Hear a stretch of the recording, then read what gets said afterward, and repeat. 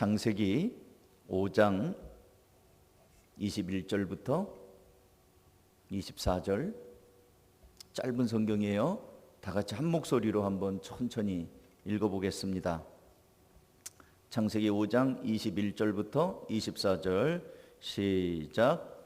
에녹은 65세에 무두셀라를 낳았고 무두셀라를 낳은 후 300년을 하나님과 동행하며 자녀를 낳았으며 그가 365세를 향수하였더라.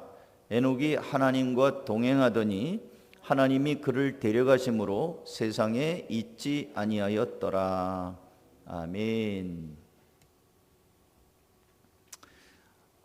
오늘 10일이죠. 지난 7일 국정감사에서 정은경 질병청장은 국회의원의 질의를 받고 고령층 90%, 일반 국민 80%가 코로나 백신 접종을 받게 되는 오는 11월 9일부터는 단계적 일상 회복을 의미하는 위드 코로나로 전환할 것을 적극 검토하겠다고 대정부 질의 때 대답을 했습니다. 코로나19 유행병이 2년 가까이 진행되고 있습니다. 처음에는 곧 끝나겠지 하다가 2주 연장하고 이런 식으로 여러 차례 하다가 이제는 위드 코로나, 함께한다. 코로나와 함께한다는 거죠. 그래서 코로나 바이러스가 없어지는 것이 아니라 이제는 매년마다 독감 주사 맞듯이 이제 예방 접종을 하고 코로나 병균을 이제는 인정하고 무서워하고 벌벌 떠는 것이 아니라 독감 바이러스처럼 그냥 생각하고 조심해 가면서 사는 시대가 되었다는 겁니다. 생각이 바뀌었어요. 그러니까 지금 치명률이 확진자가 2,000명 된다, 1,500명 됐다, 2,000명 됐다 막 오르내리고 이러는데 위드 코로나가 된다면 아마 코로나 환자들이 3,000명이 나올 수도 있어요. 확진자들이.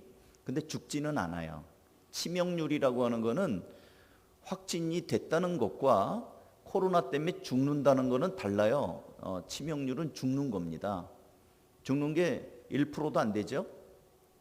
어쨌든 제가 드리고 싶은 이야기는 이 코로나 바이러스는 사라지는 것이 아니고 앞으로 우리가 여러분의 생애 가운데 계속 우리가 조심해 가면서 사는데 코로나 바이러스가 우리 사회뿐 아니라 전 세계 여러 가지 삶의 양식을 지금 바꿔버렸습니다.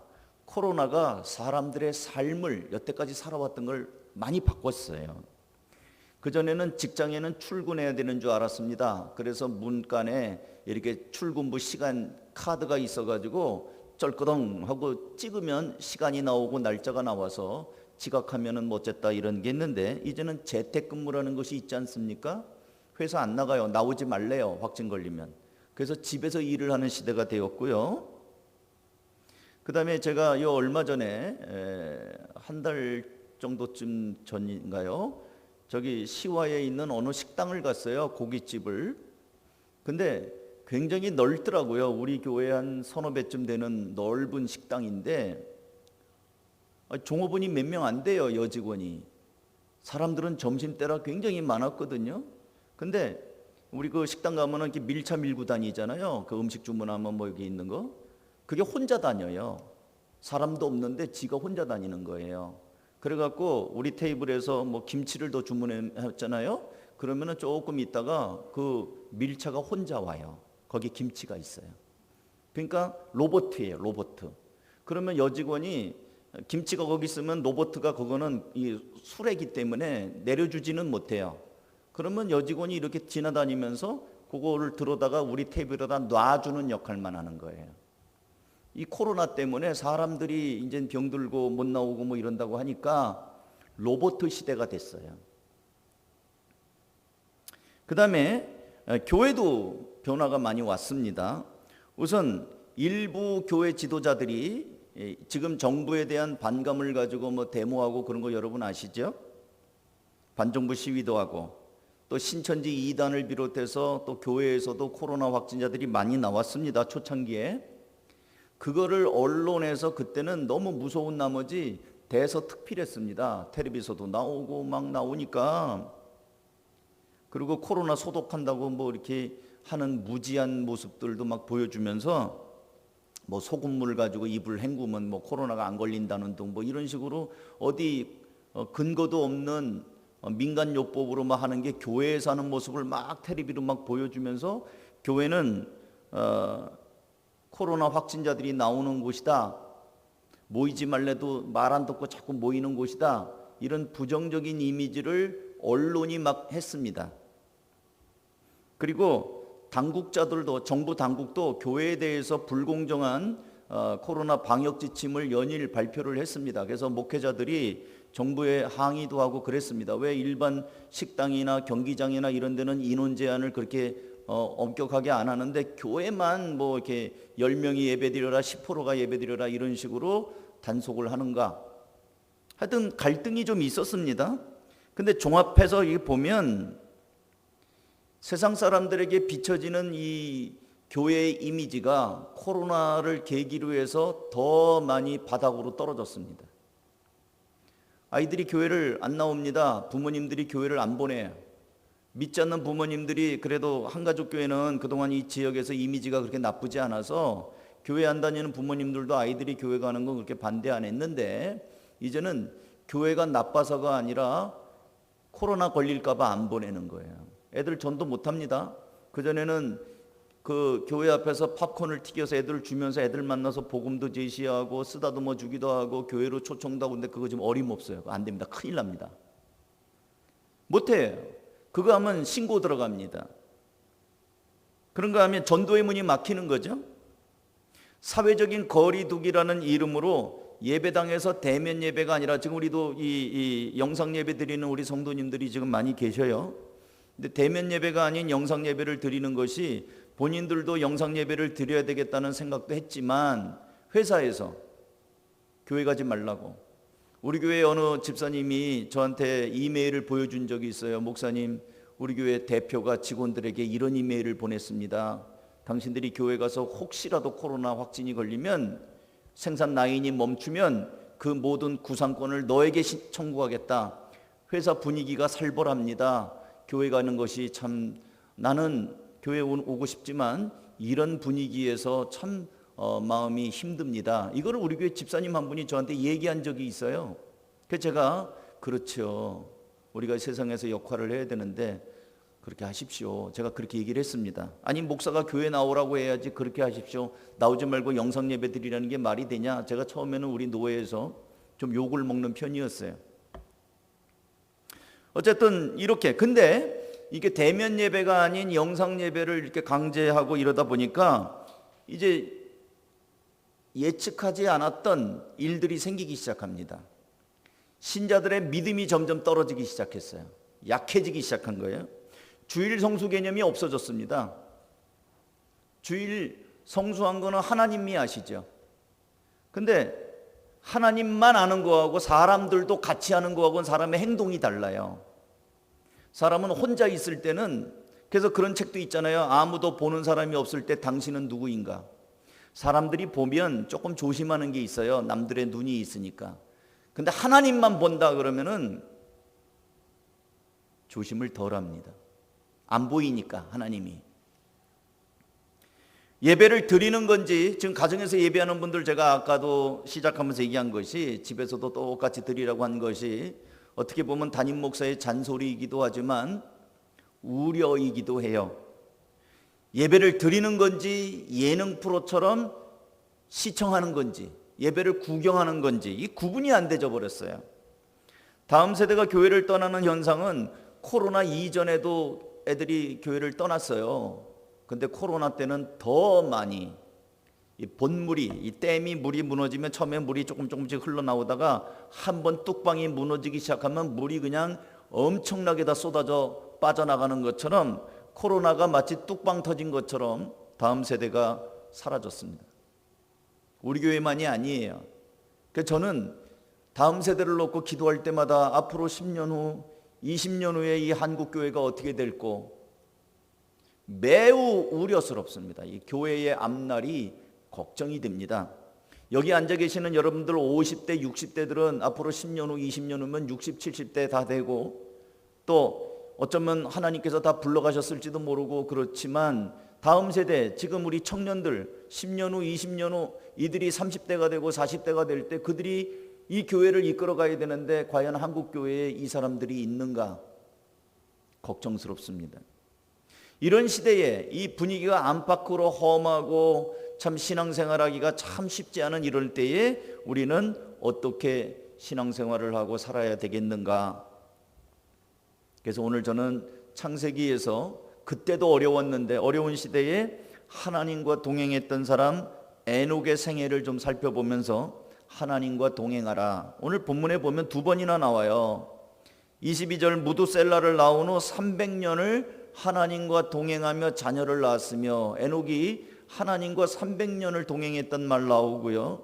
24절 에녹이 하나님과 동행하더니 하나님이 그를 데려가심으로 세상에 있지 아니하더라. 에녹은 하나님과 동행하다가 죽지 않고 들림을 받았습니다.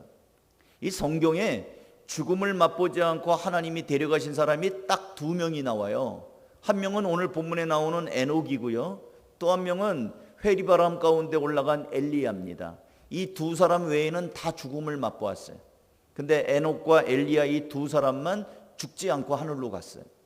하나님과 동행한 사람 에녹, 그가 이 어려운 시대에 우리에게 하나의 모범이 된다는 거예요. 그래서 저는 여러분에게 오늘 에녹의 삶을 보면서 하나님과 동행하라. 그럼 어떻게 하라는 얘기냐? 하나님 보이지도 않는데 하나님하고 동행하라는 말을 어떻게 하라는 말이냐? 옆에 친구가 있으면 친구랑 동행할 수 있는데 하나님은 보이지 않잖아요. 신이잖아요. 그러면 신과 동행하라는 말이 너무 추상적이지 않느냐? 어떻게 하라는 얘기냐? 그 얘기를 지금 말씀을 드릴 겁니다. 우선 동행이라는 말은 사전을 찾아보면, 국어 사전을 찾아보면 일정한 곳으로 길을 같이 가거나 오는 것, 일정한 곳으로 같은 길을 함께 가거나 오는 것을 동행이라고 합니다. 그러니까 같이 가는 거고요. 어디 목적지가 있어요. 하나님과 동행하는 것도 마찬가지입니다. 하나님과 동행한다는 것은 하나님과 같은 방향을 가는 거예요. 동행하는 사람이 서로 방향이 맞지 않으면 동행 아닙니다. 예배당 문 바깥에 나서 한 사람은 저 옥구공원 쪽으로 가고 한 사람은 저 안산역 쪽으로 가면 그게 동행입니까? 뿔뿔이죠. 동행이라고 하는 거는 같은 방향을 향해서 갈 때 동행이 가능해요. 하나님과 동행하려고 한다면 하나님이 원하시는 곳이 어딘지를 놓고 발걸음을 하나님과 함께 해야 되는 겁니다. 제멋대로 하는 사람들은 동행이 안 됩니다. 하나님 생각 따로, 내 생각 따로는 동행이 아니에요. 사랑하는 성도 여러분, 이게 아무것도 아닌 말, 너무나 쉬운 말 같지만 우리 신앙생활에서 가장 많이 걸리는 부분이 이 지점이에요. 이 부분이에요. 하나님께 여쭙지 않고 막 저질러요. 많은 사람들이 제멋대로 삽니다. 그러니까 하나님과 동행이 안 돼요. 그리고 나서 기도하는데 뭐라고 기도하냐면 제멋대로 저질러 놓고 하나님 보고 수습해 달라고 그래요. 하나님 도와달라고 그래요. 하나님이 이 문제 해결해 달라고 그래요. 아니 누가 그거 하라고 그랬어요? 누가 그 일 하라고 그랬어요? 그런데 그걸 막 저질러 놓고 하나님한테 막 매달려서 기도해요. 도와주십시오. 울고불고 막 해요. 동행하지 않으면서 제멋대로 하면서 하나님을 끌어들이는 것, 이거 신앙생활 아닙니다. 이거 열심도 아니에요. 이거 악한 겁니다. 대표적인 사람이 요나예요. 요나는 하나님께서 니느웨로 가라고 분명한 목적지를 주셨고 네가 니느웨로 갈 때 내가 너와 함께 하겠다고 얘기했습니다. 하지만 요나는 제멋대로 정반대 방향인 다시스를 향하여 도망을 갑니다. 이래가지고는 하나님과 동행이 안 되겠죠. 그래서 하나님이 어떻게 하십니까? 잡아와야지요. 요나를 하나님께서 의지를 꺾으시고 요나를 동행하도록 했습니다. 말 안 들으니까 억지로 끌고 온 거예요.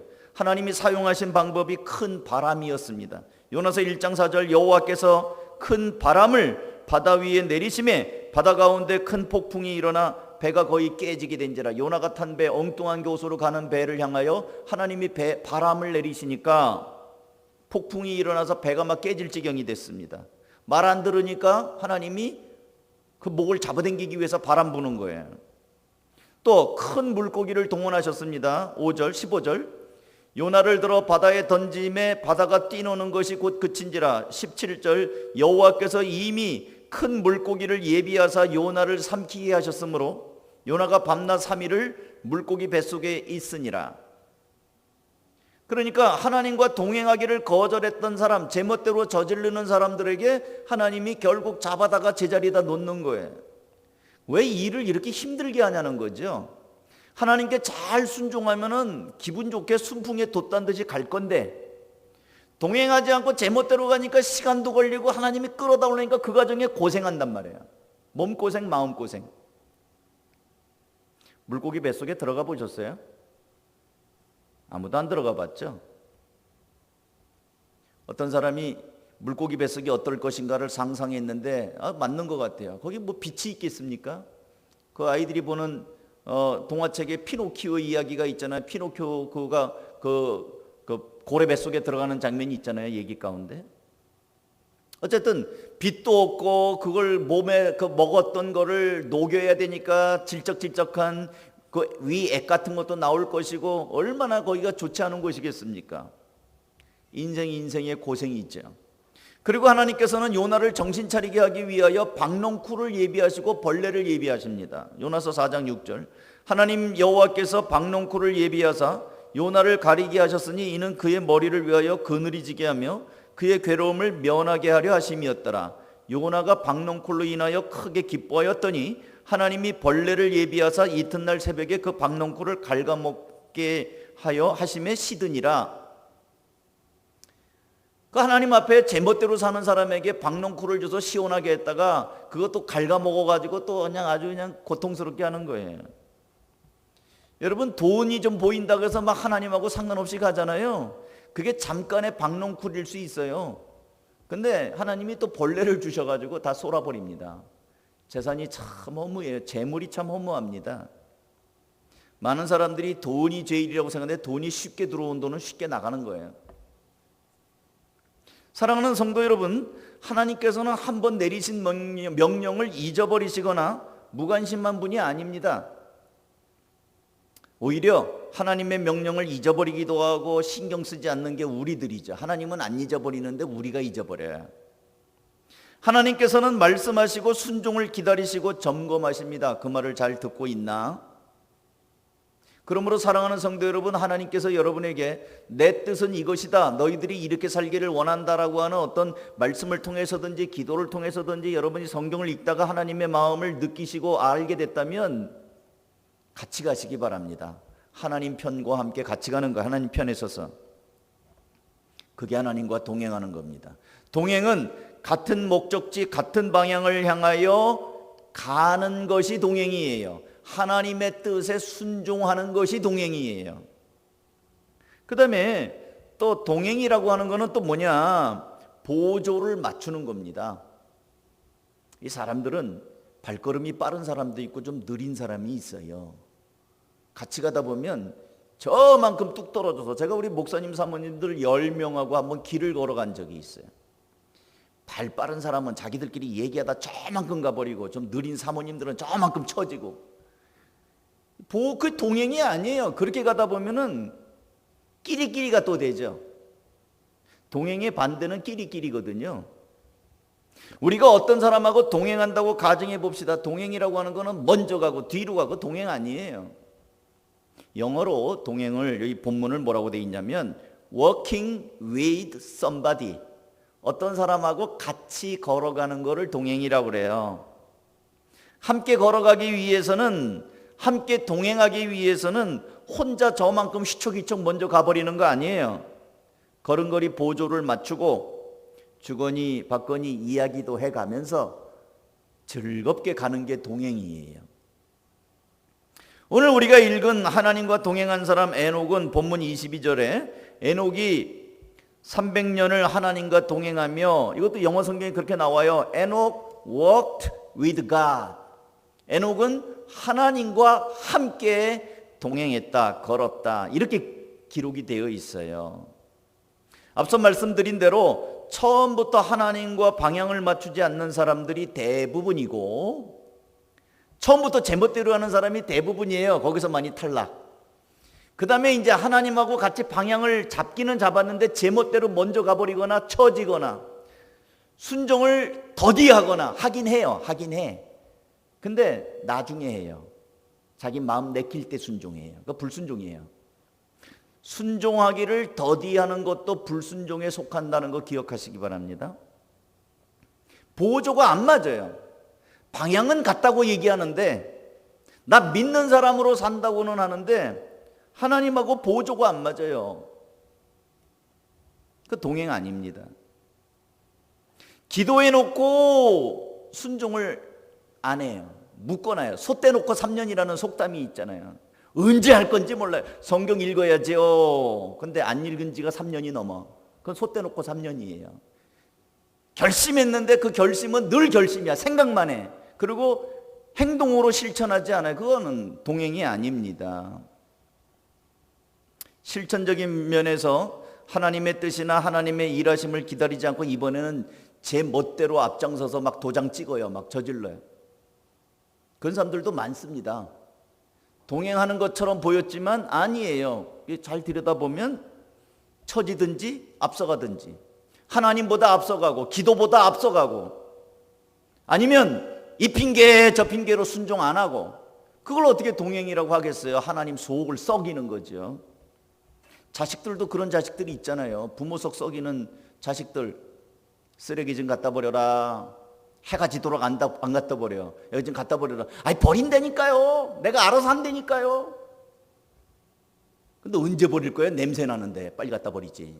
순종을 더디하니까 부모 속이 타는 거예요. 하나님도 마찬가지입니다.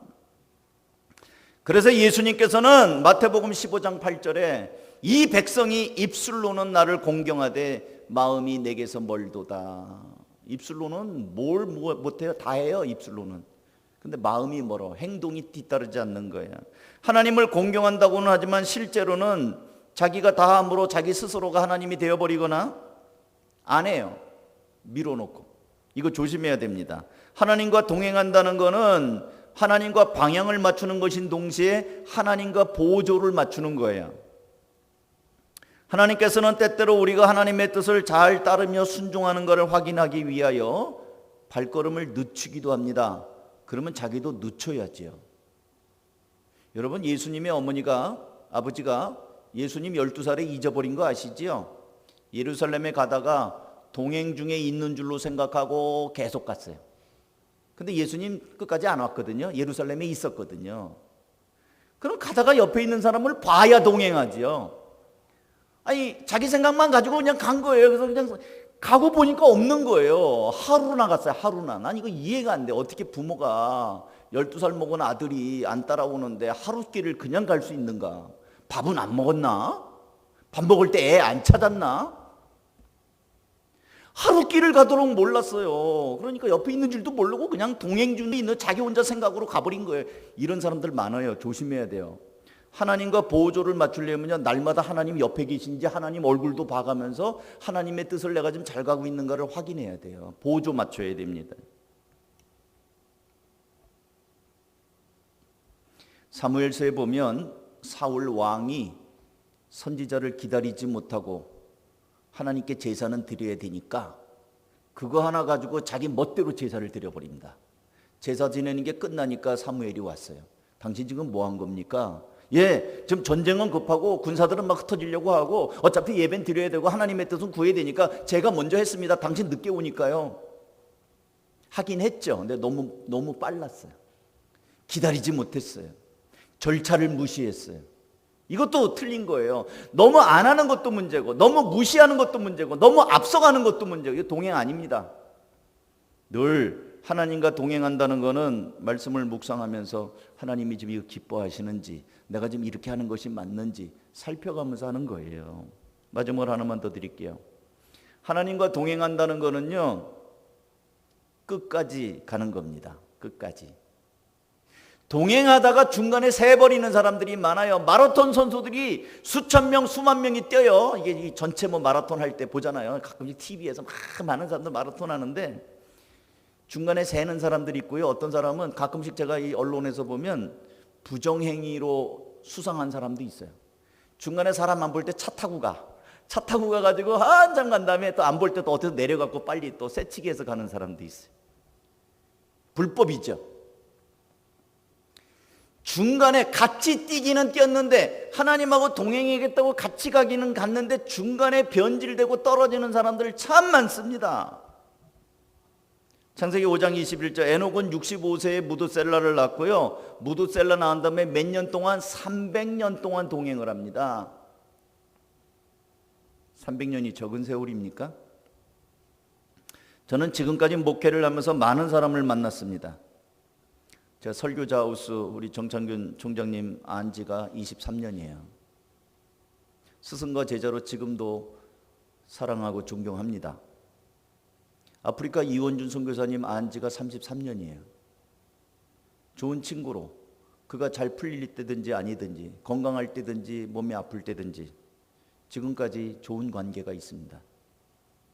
제 아내하고 결혼한 지 32년 지나서 33년 차입니다. 사람은 오래된 사람이 좋아요. 오래된 사람이 좋아요. 왜냐하면 오래 알다 보면 그 사람의 장점도 알고 단점도 알고 정들어 가는 거거든요. 저는 교인들도 오래된 사람이 좋은 것 같아요. 교회 나온 지 얼마 안 된 사람은 제가 늘 말씀드리지만 그냥 뭐 이렇게 겉보는 걸로만 가지고 이렇게 가요.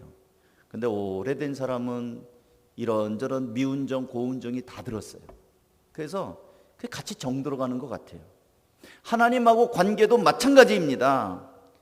신앙생활 진짜 초신자들, 어린 신자들은 뭐라고 그러냐면 조금 뭔가 기도 응답이 잘 안 됐다거나 내가 원하는 대로 안 됐잖아요. 그러면 하나님이 계시니 안 계시니, 하나님이 나를 사랑하니 안 사랑하니, 나를 미워하니, 하나님이 떠났니 안 떠났니, 조금 자기의 형편이 안 되면 하나님에게 곧바로 이렇게 삐집니다.